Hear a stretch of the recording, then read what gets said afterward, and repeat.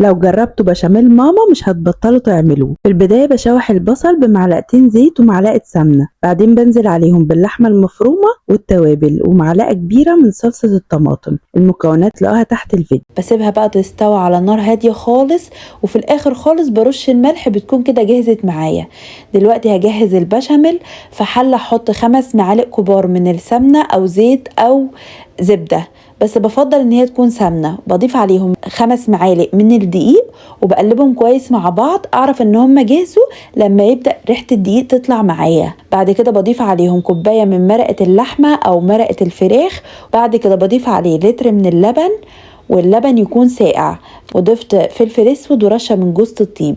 ضفت كمان معلقتين كبار من اللبنه، او ممكن تضيفوا جبنه كريمي او قشطه، او زي ما انا ضفت كده معلقتين كمان من الجبنه الرومي. بقلبهم كويس، وبكده القوام بتاع البشاميل مظبوط معايا. بعدين بسلق المكرونه زي ما هي مكتوب على الكيس. بحط في الصينيه شويه من البشاميل، بعد كده بضيف عليهم المكرونه وبعدين اللحمه، وضفت معلقتين من البشاميل على اللحمه، وبعدين ضفت المكرونه والبشاميل اللي اتبقى بضيف عليه بضايه واقلبهم كويس مع بعض واحطهم على الوش.